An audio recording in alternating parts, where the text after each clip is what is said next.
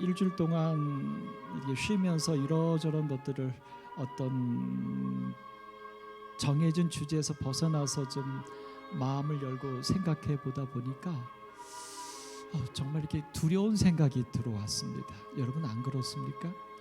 지금 그 태풍 이름이 흰나니 뭐 이름도 이상하던데 그 태풍도 얘기하는데 그 태풍의 크기가 400km, 그래서 우리 한반도를 그냥 다 감쌀 만큼의 그런 태풍이 올라오는데, 근데 거기에 대한 이야기가 그런 얘기잖아요.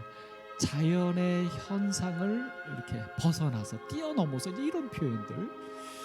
몇 개월 전에 우리 강남에 그 폭우가 쏟아졌을 때 우리 윤석열 대통령이 그 회의를 하면서 기상 이변은 맞는데 더 이상 이변이라고 말하지 말고 준비해라. 이제 거기서부터 시작이 됐는데요. 그 다음에 이 파키스탄에 그 홍수가 난 거, 이제 우리나라가 뭐 이런 것 저런 것 때문에 그래서 그런지 그 뉴스가 별로 많이 안 나왔는데 한번 나온 다음에 제가 살펴봤더니 뭐 엄청납니다. 그런데 거기에 표현이 이렇게 표현됐어요. 성경에나 기록될 만한 홍수다, 이렇게. 근데 뭐 3천만 명, 그 파키스탄의 3분의 1, 뭐 완전히 다 무슨 기반 시설 자체가 다 이렇게 파괴될 정도의 대재앙.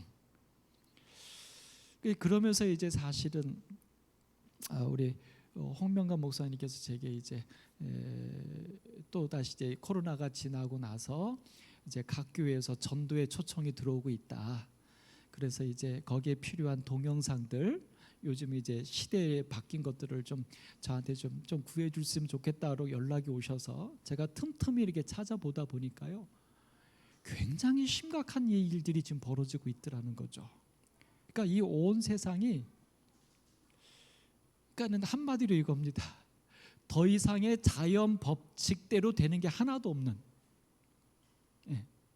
그래서 사실은요, 코로나로 인해서 우리가 굉장히 경각심을 좀 가져야 된다라고 얘기를 했는데, 어떤 면에서 보면 코로나로 인하여 그 밖에 일어나고 있는 엄청난 문제들이 우리 속에서는 잊혀버린 것 같은 생각이 듭니다. 뭐 지금 보통이 아니에요. 그러니까 어떤 기후의 이변, 이건 뭐 보통이 아니고, 플러스 알파 세계 경제의 흔들림, 이거는 제가 볼 때는 미국이나 어느 누가 이것을 컨트롤하기 어려운 상황까지 지금 가고 있는 게 아닌가 싶을 만큼 경제적인 문제. 그 다음에 이제 오늘 제가 함께 나눌 이 성경적 가치관의 오늘의 이제 핵심은 동성애입니다. 그 다음에 성전환 문제입니다. 이 사실 그 우리 재림마을에 올라와 있는 대총회에서 발표한 사회적 이슈에 대한 여러 성명서들이 한 80여 가지가 되는데, 그 중에 굉장히 많은 부분이 이 결혼, 성, 이 문제들에 대해서 한 20개 이상이 그 이슈예요. 그러니까 사실은 세상의 가장 큰 이슈 중에 이 문제가 대두되는 것이죠. 근데 이제 여러분 여기 퀴어 축제라고 여러분 들어보셨습니까? 퀴어 축제. 이게 이제 우리나라에서도 23회나 그러니까 매년 하는 거거든요. 그러니까 23년 동안 우리나라에서 있었던 퀴어 축제인데, 올해 7월 15일에서 31일까지인데 요 바로 다음 날 16일 그 토요일이 하이라이트였어요. 이게 서울 축제입니다. 이것도 전국적으로 10여 개 곳에서, 대구, 대전 뭐 이런 데서 10여 개 곳에서 이루어지고 있는데, 서울에서는 7월 16일이었어요. 이 퀴어 축제라고 하는 것은 이런 겁니다. 코로나 때문에 허가를 못 받아서 안 열렸다가 3년 만에 열렸는데요, 이 무지개 깃발로 표현되는 퀴어 축제입니다. 한마디로 어떤 거냐면 이런 겁니다. 이 서울역 광장에서 신청을 해서 막지 못하고 하루만 허락을 받아서 열리게 됐는데요, 지난 3년 동안 남자 여자 이분법에 얽매이지 않은 사람들. 많이 못 열렸고, 특히 힘든 시간을 그러니까 한마디로 말하면 남성 여성이라고 하는 기본적인 이것에 얽매이지 않은 사람들의 축제입니다. 그걸 이제 노골적으로 드러내놓고 하는 축제입니다. 살자! 나아가자! 여러분 성소수자들. 한번 질러볼까요? 이 퀴어라고 하는 이 단어는요, 원래 뜻은 이상하다, 기이하다, 이게 퀴어입니다. 그래서 이 퀴어라고 하는 이 단어는 사실은 그 성소수자들, 이제 뭐 노골적으로 말하면 우리의 전통적인 관념, 남자와 여자의 이 관념, 그 다음에 부부의 관념을 뛰어넘는 어떤 특별한 성적인 취향과 이런 어떤 개성을 갖고 있는 사람들, 그들을 향해서 퀴어라고 하는 이상하다, 기이하다, 이렇게 그들을 좀 폄하하는 용어로 쓰여진 게 퀴어입니다.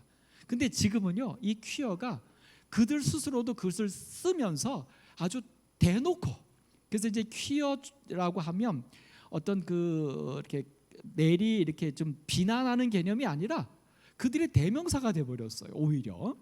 그래서 이제 그런 어떤 성소수자들의 문제인데, 여러분 이 성소수자들에는 뭐 저는 이번에 보면서 이 다양한 것들을 좀 나타나는데, 게이나 레즈비언 들어보셨죠? 게이라고 레즈비언이라고 이제 다 외국 용어를 영어를 써서 그런데, 이 게이나 레즈비언은 한마디로 말하면 동성애입니다. 남자가 남자, 여자가 여자를 좋아해서 함께하는 것, 이게 이제 게이, 레즈비언, 남자 남자, 여자 여자, 이게 이제 하나의 성소수자들입니다. 또 하나가 바이섹슈얼이라고 하는 건데요, 요거는요 남자 여자 관계없이 그냥 다 성적으로 다 관계하는, 소위 양성애자라고 한국적인 표현은 이렇게 하고 있습니다. 그 다음에 세 번째가 트랜스젠더입니다. 이거 많이 들어보셨죠? 이 트랜스젠더는 뭐냐면 성전환하는 겁니다. 육체적으로 남자로 태어났는데 여자로 수술해서 바꾸고, 여자로 태어났는데 남자로 바꾸는 것, 이게 이제 트랜스젠더입니다. 그 다음에 또 하나가 있는데 인터섹스입니다. 저는 요번에 좀 요 용어는 알게 됐습니다. 인터섹스는 뭐냐면, 이거는 태어날 때부터 유전인자의 잘못, 이 유전자 조합이 잘못돼서 그러니까는 한 몸 안에 남자와 여자의 특징을 다 갖고 있는 겁니다. 이거는 유전자의 잘못된 소위 그 장애입니다. 그 요런 사람들도 인터섹스인데, 요런 사람들이 사실은 확률적으로 1.7%나 된다고 기록합니다. 그래서 이제 이 퀴어 축제는 바로 이런 일반적이지 않은 남자와 여자의 관계 속에서의 성관념이 아닌 이런 다른 개념의 성 개념을 갖고 있는 요 5가지를 다 모아서 퀴어라고 합니다. 이게 이제 퀴어 축제입니다. 우리가 생각했던 것과는 조금 더 방대하고 조금 더 다양합니다. 이런 퀴어 축제가 우리 서울에서 열렸는데, 여러분 여기 보십시오. 몇 명 모인 것 같습니까? 몇 명 모였냐면 그들의 계산으로 13만 5천 명이 모였답니다. 경찰 추산으로는 한 15,000명. 근데 이 퀴어 축제에 격려하러 온 사람들이 있었어요. 아직은 한국의 국회의원이나 장관이나 이런 고위직자는 한 명도 나타나지 않았는데, 지금 이분은 누구냐면 주한미 대사입니다. 주한미 대사로 취임하자마자 처음 참석해서 이 축사를 하는 게 바로 이 자리입니다. 이분이 사실은 미국에서 이분을 이제 주한미 대사로 이게 임명하려고 했는데 한국에서 반대를 했어요. 왜 반대했냐면, 이분이 사실은 성소수자를 이렇게 뭐랄까 이렇게 동조하는 그런 분입니다. 동성애자입니다. 그래서 그런 사람을 우리나라의 대사로 받을 수 없다라고 그래갖고 우리나라의 몇몇 단체들에서 막 반대를 해가지고 미국에서 임명을 보류했었는데, 기어코 임명을 했고, 임명 받자마자 공교롭게도 요 행사가 임명 받고서 들어왔는데 바로 다음 날 있었던 거예요. 그래서 이 대사가 다른 모든 공식적인 행사도 참석하기 전에 여기에 먼저 와가지고 이 퀴어 축제에 있는 사람들에게 격려사를 합니다. 근데 여기에 이 주한미 대사뿐만 아니라 주영 대사를 포함해서 12명의 대사들이 여기 참석을 해서 그 퀴어 축제를 축하했습니다. 우리나라 국회의원이나 우리나라 장관들이나 고위직들 한 명도 안 갔어요. 왜냐하면 아직까지도 우리나라는 유교적인 사상과 더불어서 그다음에 종교적인 개념과 함께 아직은 이 동성애나 이런 부분에 대해서 반대 의견들이 생각들이 정서가 많기 때문에 한국의 어떤 지도자들은 가지 않았는데 오히려 이들이 갔습니다. 근데 여기에 몇 명이 모였다고요? 13만 명이 내놓고. 근데 이게 벌써 몇 회 됐습니까? 23년째나 진행되고 있습니다. 이제는 더 이상 이 부분의 문제를 이렇게 숨기거나 가리는 게 아니라 드러내놓고 이런 일들이 일어나고 있다는 겁니다. 사실은 우리 강남이나 이런 데 가면 아예 이런 사람들 전용 술집이나 전용 바들이 아주 문전성시를 이루는 것을 보게 되고, 사실은 코로나 때에 이런 친구들이 모이는 곳에서 코로나가 굉장히 확산돼 가지고 또 사회적 지탄을 좀 받은 일도 있었습니다. 그런데 이 같은 축제가 벌어지는 날 이런 일도 있었습니다. 뭐냐면 이 포스터입니다. 동성애 퀴어 축제 반대 국민대회. 누가 했을까요? 한국교회 특별기도하니까 누가 한 겁니까? 기독교 단체들에서 우리 한국의 이 퀴어 축제를 받아들일 수 없다. 그래서 오세훈 시장한테 이거를 허락하지 말라고 엄청나게 압력을 넣고 탄원을 했어요. 그래서 사실 이 퀴어 축제가 한 3일인가 그 서울 광장을 쓰겠다고 했는데 조건부를 걸면서, 다시 말해서 아주 문란하거나 이런 것들을 하지 않도록 하는 조건과 더불어서 하루만 오세훈 시장이 허락을 했는데, 그것도 오세훈 시장이 허락하지 않고 시민위원회에 이것에 대해서 넘겼어요. 그래서 그 시민위원회에서 그런 조건으로 하루만 하도록 허락을 한 거예요. 예. 왜냐하면 오세훈 시장도 이 정서가 있으니까, 그리고 이런 사람들의 정서도 무시할 수 없으니까 자기가 결정하지 않고 이렇게 넘겼던. 그런데 이것과 더불어서 그 같은 날 7월 16일 같은 날 또 반대쪽에서는 요 반대 모임을 가진 겁니다. 기독교 주체로. 그런데 여러분, 여기에 이 제목을 뭘로 했냐면 러플 퍼레이드. 이게 무슨 단어인가 제가 봤더니요, Love is Plus예요. 그게 러플이에요. 이게 무슨 의미를 주고 있는 겁니까? 사랑은 플러스 되는 거라는 거죠. 그러니까 성경적인 개념의 이미지를 준 겁니다. 다시 말해서 성경에서 말하는 성은 단순히 쾌락과 유희에 끝나는 게 아니라, 성경에서 말하는 성은 사랑의 결정체로, 그 사랑의 결정체는 열매를 맺는다. 플러스 돼야 된다. 단순히 감성과 쾌락만을 추구해서는 안 된다라고 하는 이런 성서적인 가치관을 이 러플이라고 하는 이 단어에 포함해서 이 기독교에서 반대 집회를 열었습니다. 그 반대 집회도 한번 보겠습니다. 여기 이제 이렇게 퀴어 축제가 벌어질 때 그 바로 길 건너편에서 기독교 사람들이 모여서 반대 축제를 하는 겁니다. 북을 치고 설교를 하고 거기서 통성기도도 하고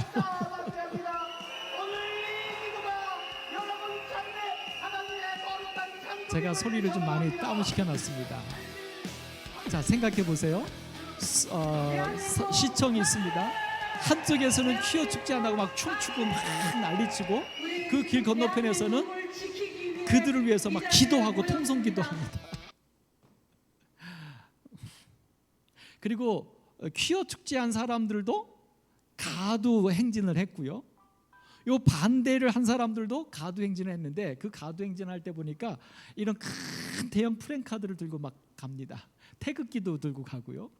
이 태극기는 어떤 의미인가 하고 제가 봤더니, 요 내용을 봤더니요, 동성애를 합법화하고 그게 늘어나면 한국 망한다 이거예요. 왜요? 동성애 속에서는 생명을 잉태할 수 없잖아요.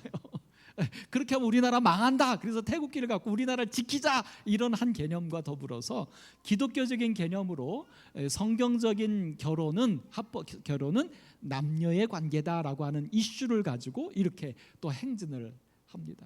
여러분 한번 상상해 보시겠습니까?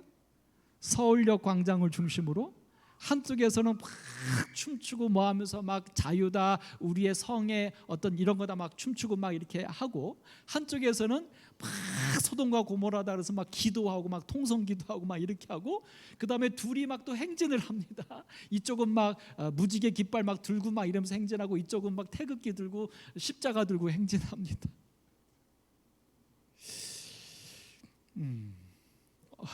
어떠세요? 근데 사실 이 퀴어 축제 안에 한 72개의 부스들이 있었어요. 그 부스에는 이 보니까 뭐 예를 들어서 성적인 도구들을 팔고 무료로 나눠주는 부스들도 많았고, 그 다음에 그 부스 중에 어떤 부스가 하나 있었냐면 기독교 부스가 있었어요. 그 기독교 부스에서는 이렇게 했습니다. 혐오는 예수의 방법이 아니다. 그러니까 지금 저쪽 반대 집회하는 사람들은 퀴어 축제하는 그 사람들을 정죄하는 겁니다. 그래서 그쪽에서는 반대 집회를 하는데, 지금 여기 이 기독교 사람들은 퀴어 축제하는 그 안에 들어가서 부스를 하나 받아가지고 혐오는 예수의 방법이 아니다 그러면서 퀴어와 함께하는 그리스도인들, 그 다음에 예수님이 뭐라고 그러냐면 신이 성소수자를 사랑으로 지으셨다. 이렇게 하면서 우리 주는 예쁜 예수 이러면서, 왜 남자들 중에서 성적인 어떤 이런 트랜스젠더가 돼서 여자가 되고 싶은, 예쁜 미를 갖추고 싶은 이런 것들을 갖다 미화시켜 가지고 예수님도 예쁜 것을 싫어하지 않는다, 이제 이런 개념으로 이 어떤 그 퀴어 축제를 옹호하는 개념에서의 기독교인들입니다. 반대하는 게 아니라. 그러면서 이제 거기서 좀 더 노골적으로 무지개 예수라고 하는, 이 무지개는 좀 이따 설명드리겠습니다만, 이 무지개는 퀴어 삶을 사는 사람들의 이미지입니다. 표시입니다.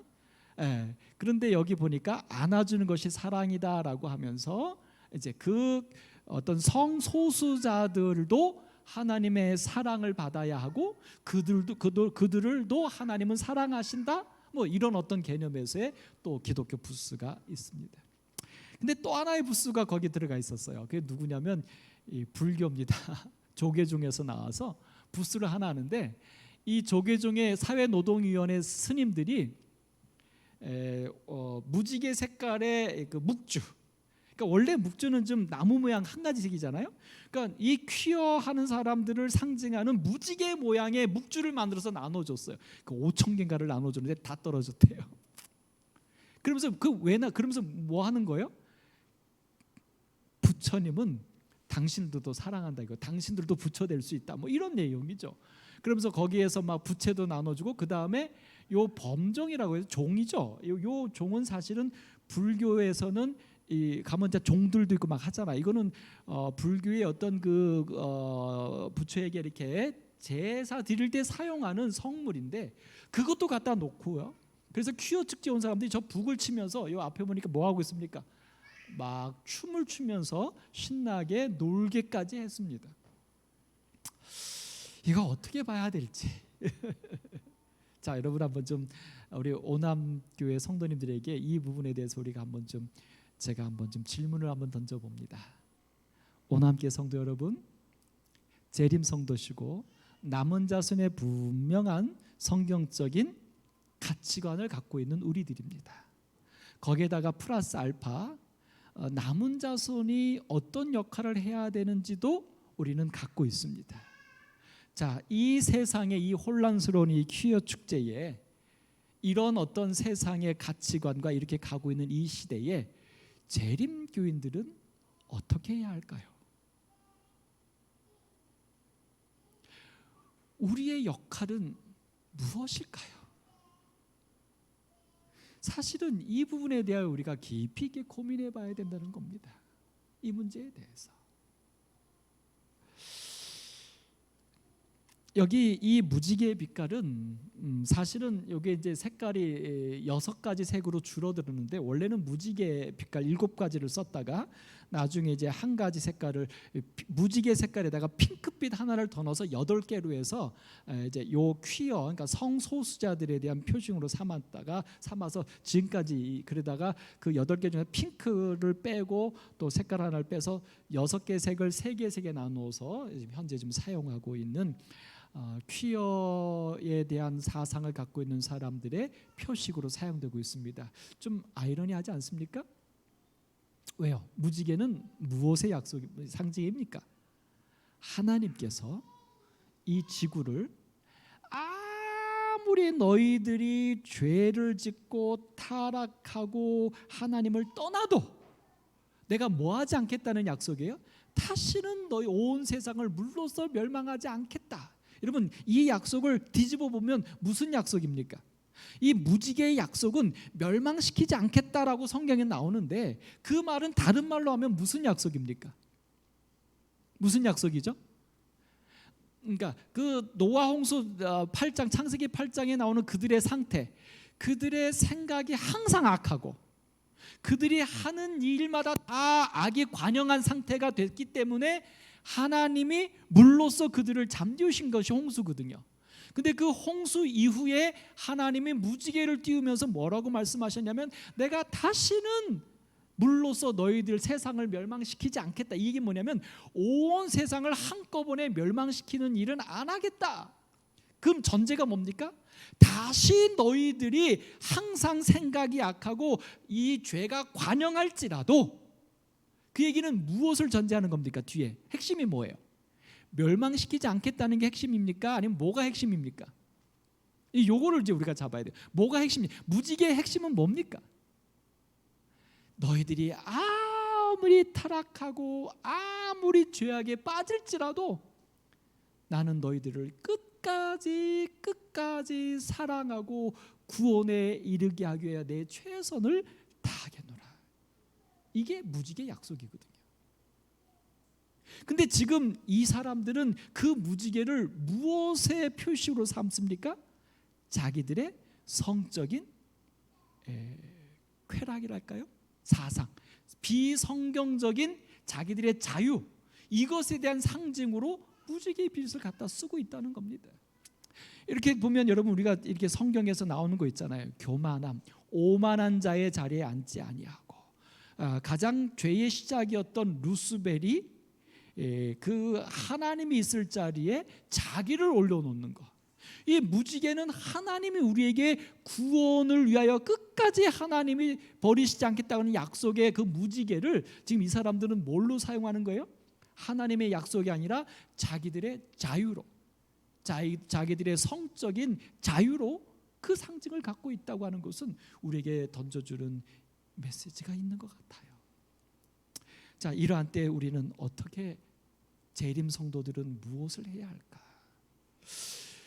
여기 2004년도 3월 달에 대총회 행정위원회에서 동성간 결혼에 대한 제7안실 예수재림교회의 성명을 다시 한번 확고하게 냈습니다. 근데 여러분 보십시오. 몇 년도입니까? 2004년도예요. 굉장히 중요한 연도입니다. 왜 중요하냐면 이 퀴어 축제가 우리나라가 벌써 23년째죠.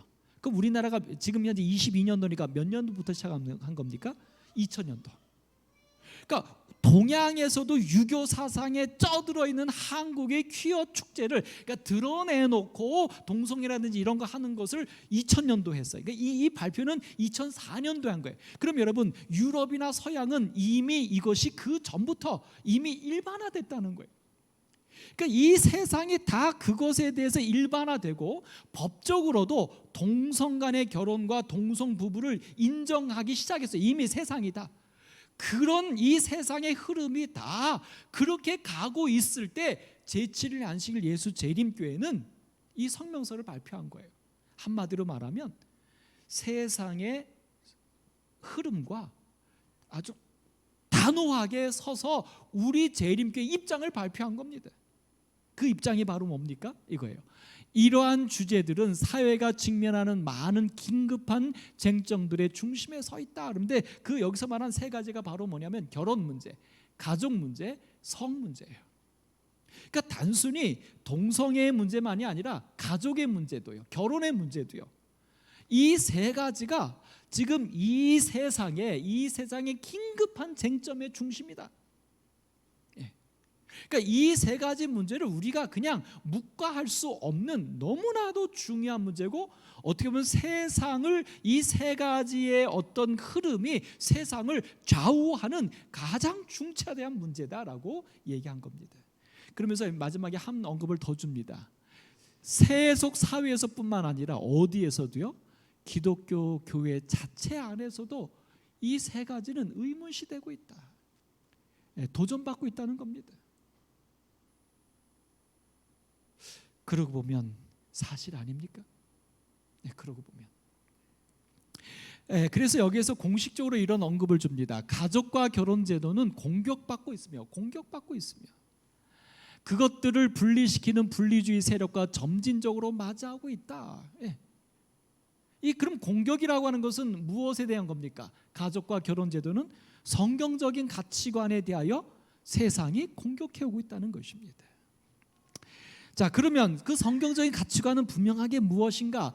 결혼 제도는 에덴에서 신성하게 제정되었으며 한 남자와 한 여자 사이에 사랑의 동반자 관계로 맺어지는 평생 동안의 연합이 되어야 함을 예수께서 확증하셨다. 이게 성경적인 가치관이고 원칙이라는 겁니다. 근데 이것들이 다 공격받고 있다는 거예요. 이것들이. 여기서 말하는 것 몇 가지가 있습니다. 첫째, 결혼 제도는 신성한데 여기 한 남자와 한 여자, 분명히 이성 간에, 그 다음에 한 남자 한 여자예요. 이렇게 1대 다수나 다수대 다수 이것도 안 됩니다. 한 남자와 한 여자입니다. 그 다음에 평생 동안입니다. 이것이 바로 성경적인 가치관이에요. 결혼, 가족, 성에 대해서. 근데 이게 다 공격받고 있다는 것입니다. 자, 그래서 이런 부분에 대해서 하나님께서는 성경에서 한 육체로 일컫는 바 언약의 기초를 둔 두 이성 간 육체적, 정서적, 영적 연합인 결혼 제도를 제정하셨다는 게, 두 이성, 서로 다른 이성의 한 부부, 이것을 성경에서는 만들었다는 겁니다. 그런데 문제는 어떻게 됩니까? 이제 이런 문제죠. 한 남자와 한 여자로 이루어지는 일부 일처의 연합은 생식이나 친밀한 성적 표현을 할 수 있는 도덕적으로 적절하고 유일한 자리다. 이게 원칙이라는 거예요. 근데 이게 지금 도전받고 있다는 겁니다. 근데 사실 여러분, 지금 제가 이런 얘기하니까 여러분 다 당연하죠. 어떤 면에서는 그러실 겁니다. 아니, 목사님 저거 당연한 걸 왜 자꾸 얘기해? 우리는 관계도 없고 관심도 없고 필요도 없는데. 근데 여러분이 마음 한 번만 열어보셔서 여러분 자녀들하고 한번 얘기해 보십시오. 이 문제에 대해서. 여러분 놀랄 겁니다. 집사람과 함께 이제 휴가를 하려고 한 숙소를 잡았습니다. 근데 굉장히 큰 숙소였어요. 사람들이 엄청납니다. 근데 엘리베이터를 타는데 꽉 찹니다. 근데 둘둘둘 오잖아요. 근데 그 둘둘이요, 집사람하고 저 쳐다보면서 막 민망합니다. 다 어려요, 젊어요. 그러니까 집사람과 제 눈에 보기에 정상적인 부부로 보이는 사람들은 흔치 않아요. 이 말이 제가 흔치 않아요. 그러니까 집사람과 저처럼 누가 봐도 부부다라고 할 만한 사람이 흔치 않고 다 젊은 친구들이에요. 그런데 그 숙소에서 며칠을 같이 박을 합니다. 아무렇지 않아요. 오히려 그 친구들을 쳐다보는 저나 저희 집사람이 괜히 민망해서 괜히 눈을 못 마주칠 정도로. 그런데요, 그런 젊은 친구들에게 만약에 아까 그 퀴어 축제 할 때 옆에서 그 기독교에서 반대 집회 했잖아요. 그 퀴어 축제에 참석하는 젊은이들이 그 기독교를 뭐라고 하는지 아십니까? 꼰대, 꼴통, 꽉 막히고 대화가 안 되고 말할 수도 없는 존재들이에요. 그게 지금 요즘 세대의 생각이고 사상이라는 겁니다. 그러니까 지금 보십시오.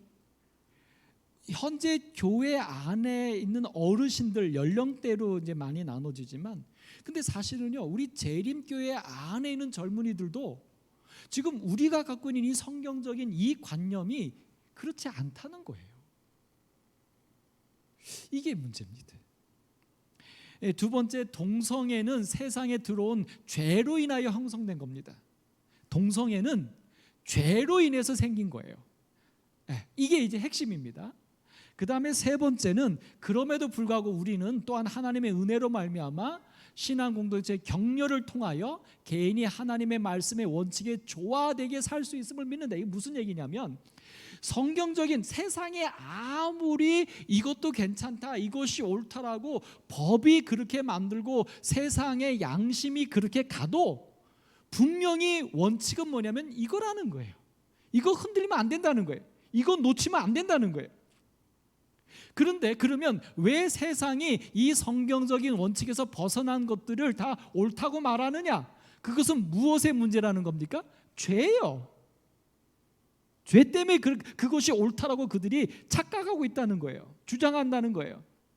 그러면 그들을 향하여 그럼 우리는 어떻게 할 것이냐? 우리는 이 죄로 인하여 원칙에서 벗어난 그들을 향하여 우리는 하나님의 말씀의 원칙에 조화되게 살 수 있다. 그들 개인이 격려를 통해서. 그러니까 그렇게 사는 그들을 정죄하고 멀리하고 비난할 게 아니라 죄 때문에 그게 옳다라고 착각하고 살고 있는 그들이니까 우리가 뭐 해야 된다는 거예요? 그들을 하나님의 말씀과 사랑으로 그들을 구원해야 된다는 거예요. 이제 이게 이 세 가지가 사실은 이런 어떤 성소수자들, 우리로서는 이해할 수 없는 사상을 갖고 있는 사람들을 향한 그리스도인의 재림 성도들의 모습입니다. 자, 그러면 아까 얘기할게요.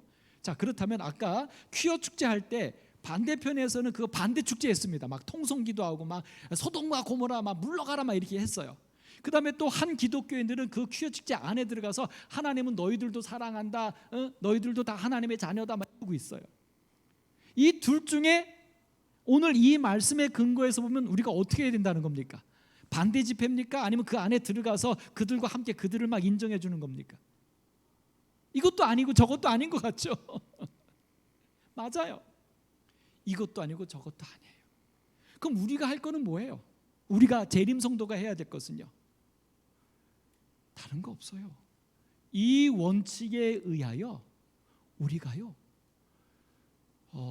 퀴어 축제에 참가해야지만 행복하다라고 생각하는, 그것이 자유라고 생각하는 그들에게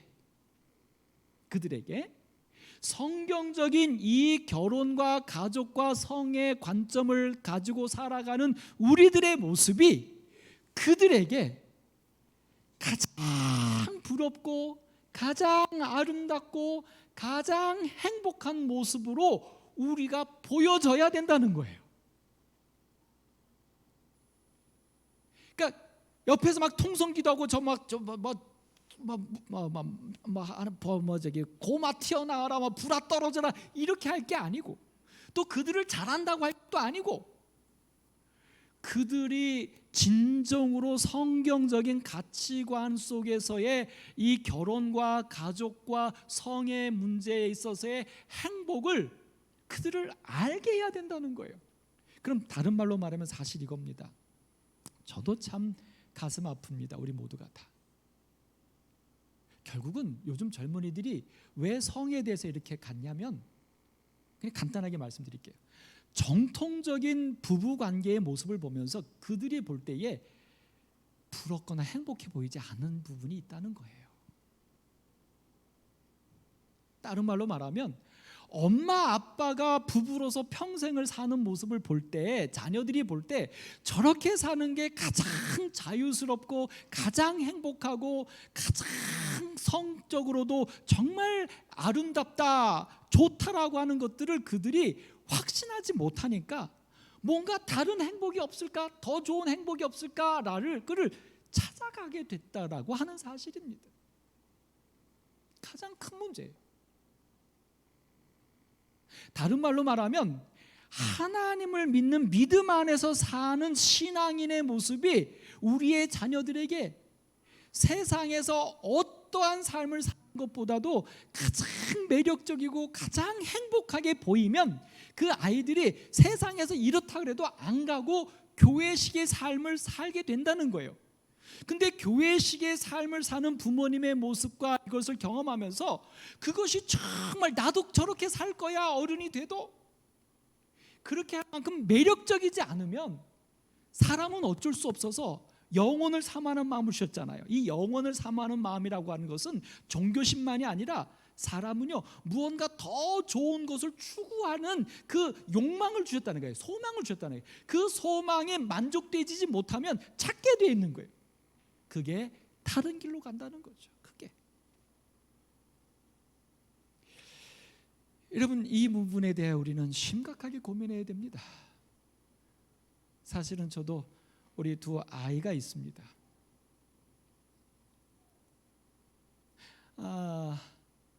제가 목사로 살았습니다. 두 아이가 목회자의 자녀로 태어났습니다. 집사람과 제가 가장 부러워하는 우리 두 아이에게 스트레스가 안 됐으면 좋겠는데요. 실제로 집사람과 제가 어떻게 얘기하면서 가장 부러워하는 다른 가정들이 있습니다. 누구냐면 제 친구 목회자를 부러워합니다. 어떤 목회자냐면 그 목사님의 자식들이 그 아버지를 이어서 목회를 나와서 열심히 두 자녀들이 둘인데 둘 다 목회하는 그 집을 굉장히 부러워합니다. 그건 어떤 의미냐면 내 자녀도 목회한다라고 하는 그 안도감 내지 뭐 이런 게 아니라 이 측면입니다. 제가 목회를 합니다. 제 자식들은 목회자 자식으로 태어났습니다.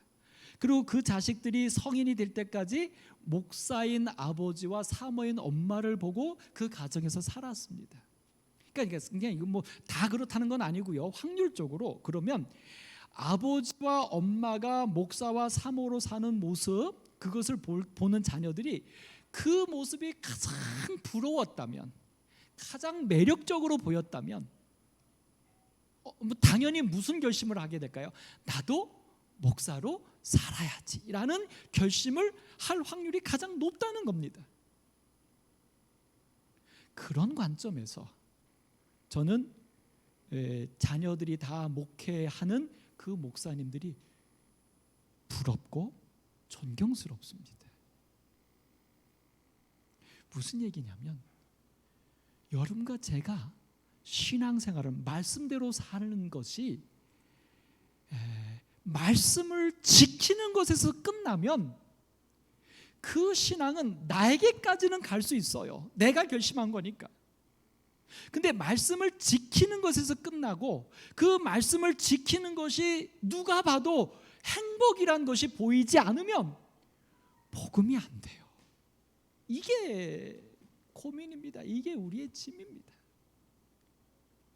사실 이 청년들의 문제도요, 이 세상의 사회가 부모님뿐만 아니라 모든 결혼해서 사는 부부들의 모습을 보면서 그 부부 가정이 부부로서 정말 행복한 모습을 많이 봤다면 그 관계를 깨고 동성애를 한다거나 아니면 일부 다처럼 아니면 뭐 이런 걸 생각을 하겠어요?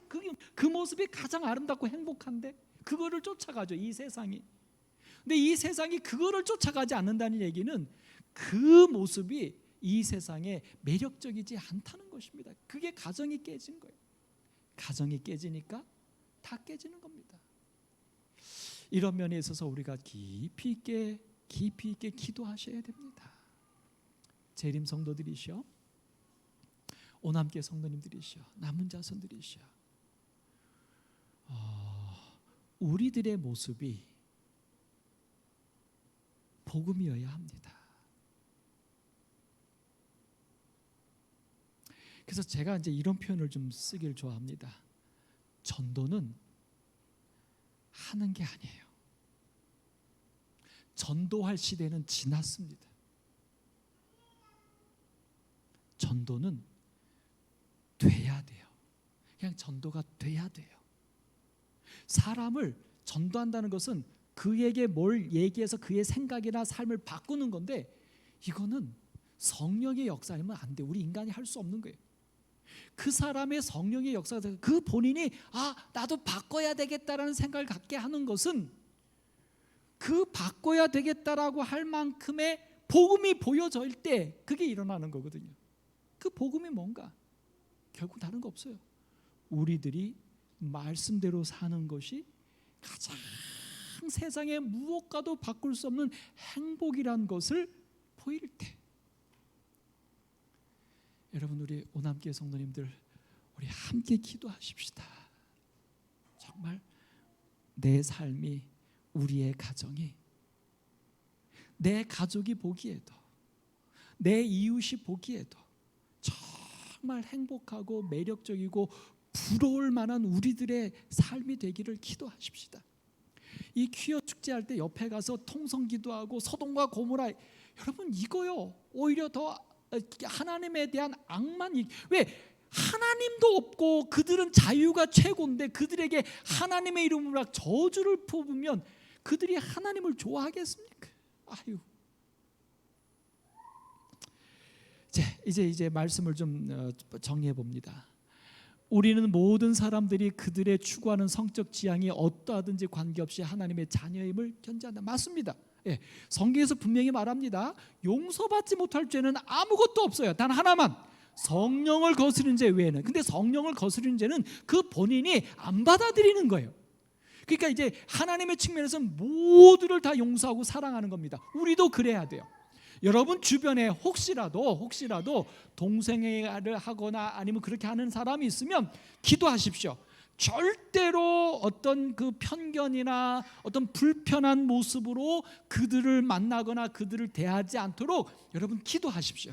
그래서 그 사람들이 나를 볼 때 조금이라도 자기들을 꺼려하는 느낌이 가면 그 순간에 우리는 그들에게 복음이 되지 못합니다. 이제 여러분 점점점 여러분이 사시면서 그런 사람들이 많아질 겁니다. 여러분 주변에. 그러나 하나님의 말씀의 동성애적 생각 방식을 용인하지 않는다는 사실은 매우 분명하다. 이것은 우리가 물러설 수 없는 원칙입니다. 자, 그래서 이제 두 번째 문제는 성정환자들이에요. 성을 바꾸는 건데, 성정환자들의 갈등과 도전들이 모든 인간들이 가진 갈등과 어떤 면에서 공통적인 요소를 가지고 있지만 우리는 그들이 처한 상황의 독특성과 구체적인 사례에 있어서 우리의 지식의 한계를 인정하라. 저는 이 부분이요 참 감사했습니다. 그러니까 우리 재림교회가요 꽉 막힌 교회 아닙니다. 내가 꽉 막히지. 보세요. 이 성전환을 하는 사람들에 대하여 우리는 그들에 대해서 한계를 인정한다는 거예요. 여러분 생각해 보십시오. 여러분 주변에 여러분이 아는 젊은이가 성전환한다고 하십시오. 여러분 저 성전환을 하려고 한다는 얘기를 들어보십시오. 여러분 어떻게 하겠습니까? 뭐라고 하시겠습니까? 세상 망했네. 뭐 저런 별 이렇게 하죠. 그를 이해할 마음이 있습니까? 이해해 줄 마음이 생깁니까? 안 생겨요. 저도 사실은 그렇습니다. 근데 우리 재림교회에서 뭐라고 말했냐면 그런 갈등에 있는 사람들에 대하여 한계를 인정한다 그랬어요. 그러니까 그 사람이 갖고 있는 성전환까지를 생각하고 고민하는 그들의 딜레마, 그들의 아픔, 그들의 이 심리적인 것을 우리가 다 이해할 수 없어서 미안하다 이런 얘기예요. 인정하는 겁니다. 왜요? 죄니까. 죄의 결과니까. 그러나 우리는 성경이 선정환자들과 교회에게 이 문제에 대하여 지도와 권고의 원칙들을 제공한다고 믿으며 그 원칙들은 인간의 관습과 문화를 초월한다. 이제 여기서 이제 핵심입니다. 여러분 사실은 제 목회하는 삶 주변에도 이런 경우들이 있었습니다. 아주 어린 아이인데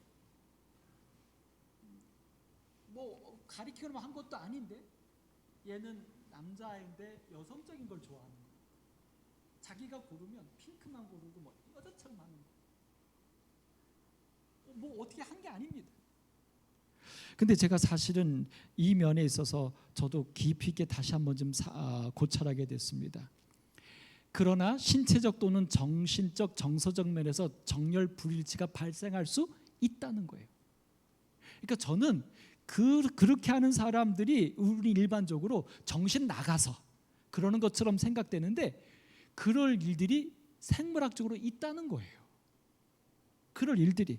그래서 사실 여기 육체적인 면에서 좀 더 정확하게 말하면 아까 암수 동체, 양성 공종, 그러니까 한 몸인데 염색체 이상으로 남녀 성기가 다 있는 존재도 1.7%나 있어요. 간성이라고 합니다. 그래서 사실은 한 8개 나라는 남성, 여성, 간성까지 법적으로 인정한 나라도 있습니다. 그러니까 이 어떤 그 염색체 이상으로 그렇게 있다는 거죠. 근데 이게 그것만이 아니라 이 신체는 남성 혹은 여성인데 그 감성은 반대의 성을 갖고 있는 사람들이 있다는 거예요. 그것을 우리는 정신 나갔다라고 말하는 게 아니라, 이게 예를 들어서 여러분 우울증이라든지 뭐 이런 거 있잖아요. 아니면 자기 성향이 있잖아요. 어떤 분은 산을 좋아하고 어떤 분은 강을 좋아하고 이거 있잖아요. 이거는 학습되어진 것도 있지만 천성적인 것도 있거든요.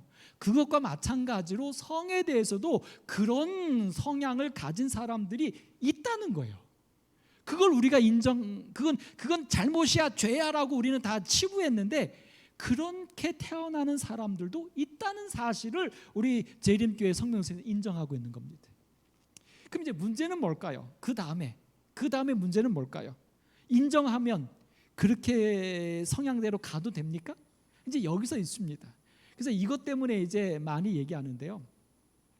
여기 이제 이 성 정체성이라는 표현을 썼습니다. 이 성 정체성은 아까 말한 대로 그런 염색체적인 아니면 감정적인 부분에 있어서 이렇게 자기 성과 다른 어떤 개념을 갖고 있는 것. 근데 여기에 한마디 더 썼습니다. 성불쾌감이라는 걸 썼습니다. 이 성불쾌감은 뭐냐면 남자인데 여자를 보면 불편해. 근데 남자인데 남자랑 있는 게 더 편해. 이게 이제 불쾌감입니다. 그래서 그런 사람들이 뭐라고 말하냐면 나는 이 성은 괜히 불편하고 싫고 사랑의 감정이 안 생겨.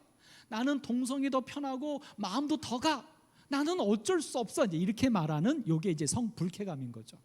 이제 이런 부분에 있어서 우리가 어떻게 해야 되나, 이제 여기에 대해서 한마디로 제가 좀 요약을 해봅니다. 여러분 아까 우리가 분명히 정리했습니다. 이런 어떤 성적인 문제는 문제가 원인이 어디에 있다는 것입니까? 원인이 어디에 있는 거예요? 아까 3가지 얘기했죠. 성경적인 원칙은 남자, 여자, 한 사람 평생. 그런데도 불구하고 우리는 이 가족과 결혼과 성에 대해서 다른 것들을 자꾸 시도한다. 근데 뭐 때문에 그런다고요? 뭐 때문에? 중요합니다. 뭐 때문에? 죄 때문에. 죄 때문에요. 죄의 영향이에요. 자, 그러면 이제 그 다음 가겠습니다. 그러면 여러분 구원이라고 하는 것이 뭡니까? 우리가 하나님을 믿는 이유가 뭡니까? 어디에서 구원받는 겁니까? 죄에서 구원받는 거예요.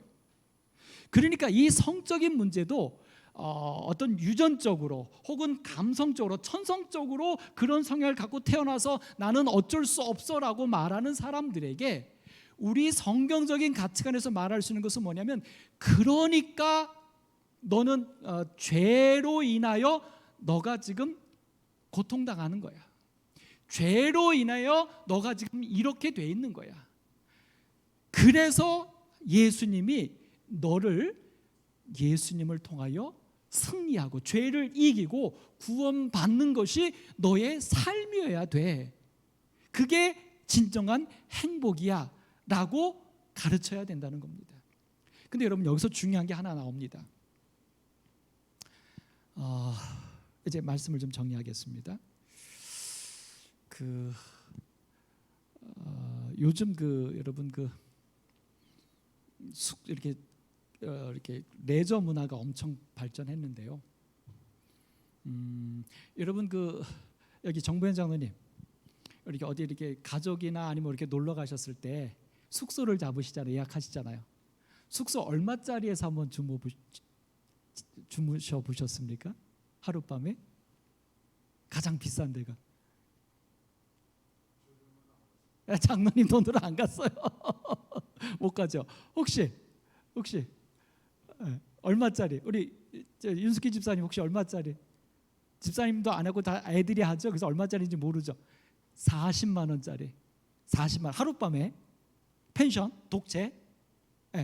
방 여러 개 있는 거, 온 가족 들어가는 거. 여러분 요즘 얼마짜리에서 1박을 한 줄 아십니까? 남녀 둘이, 젊은이들이.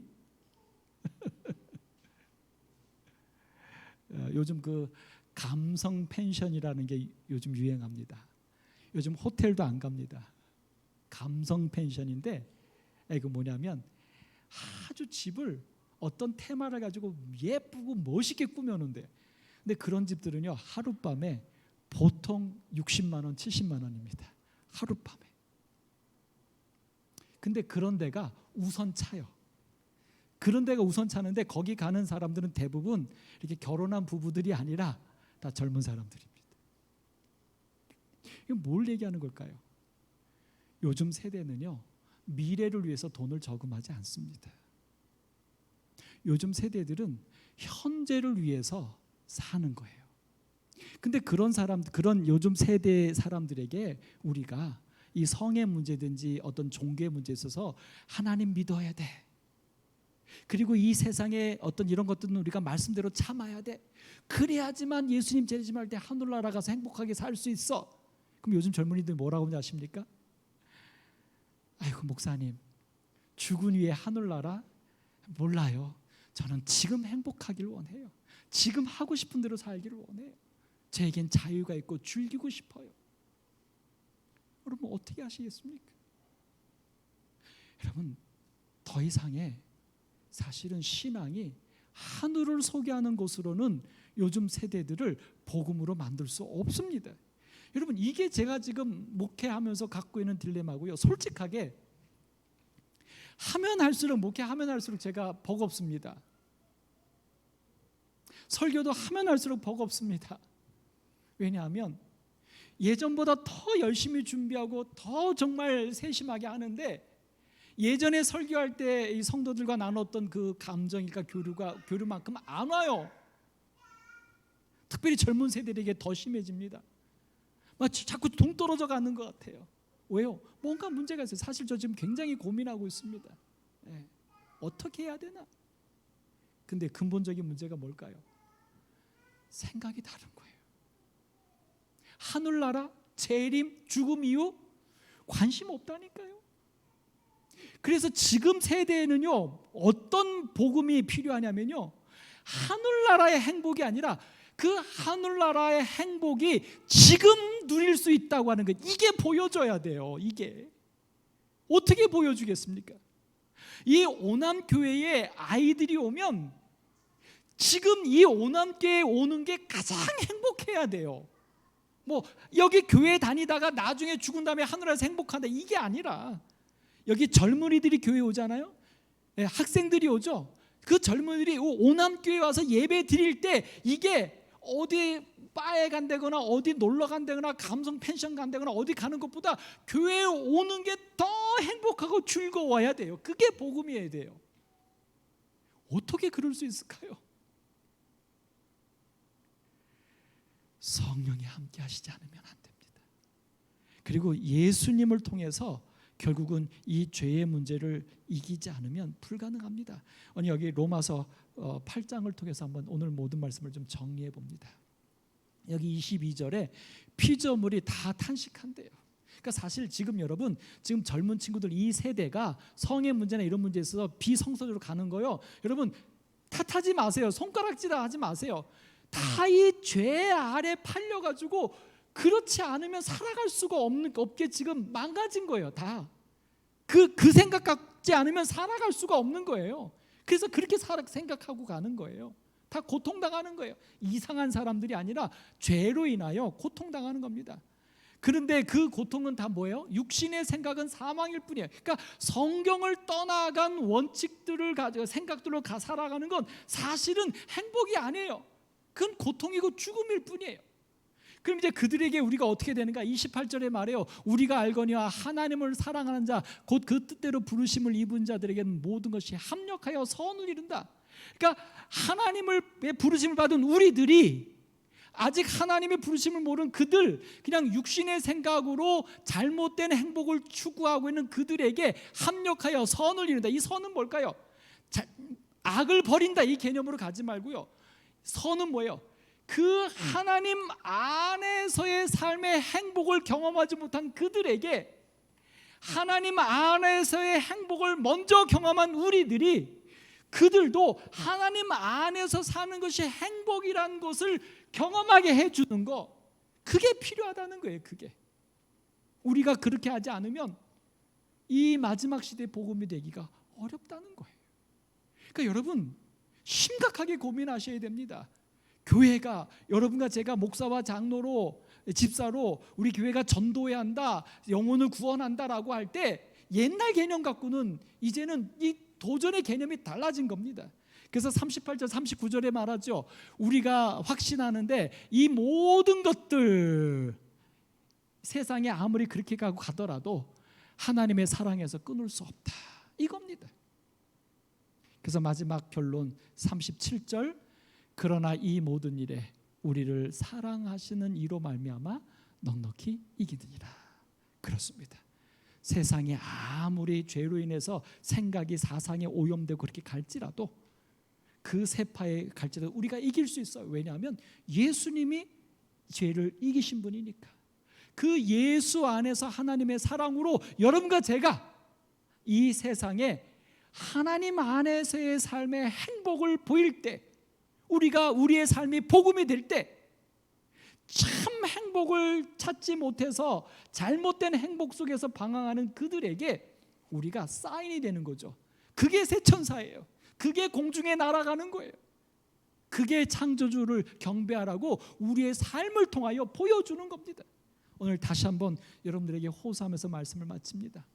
삶의 행복을 주는 오남교회, 삶의 행복을 경험하고 누리는 오남성도, 재림성도, 세상에 아무리 어려워지고 힘들어져도 성경 말씀대로 사는 것이 행복인 것을 우리의 삶에서 보여주는 재림성도, 그리고 그들이 모인 교회, 오늘 우리 오남교회가 되기를. 그래서 우리들의 모습을 보면서 정말 행복을 몰라서 헤매는 모든 이들이 저렇게 살고 싶다, 저렇게 살면 행복이지라고 그들이 깨달음을, 성령의 감동을 가질 수 있는 오늘 우리 교회와 우리의 모습이 되기를 간절히 바랍니다. 여러분, 지금 우리 예쁜 아이들이 있습니다. 우리 하연이도 있고 인준이도 있고 인성이도, 예은이도 있습니다. 은택이도 있고요. 얘네들이 20대 30대 되면 이 세상의 가치관이 어떻게 더 갈까요? 쟤네들이 그렇게 가기 전에 우리 오남교회 성도님들의 삶의 모습을 통해서 쟤네들에게 어떻게 사는 게 진짜 행복인지를 쟤네들이 습득해야 돼요. 습득을 못하면 쟤네들의 사상을 말로서 책임질 수가 없습니다. 오늘 그런 우리가 되기를 간절히 바라면서 말씀을 마치겠습니다. 기도합니다. 하나님,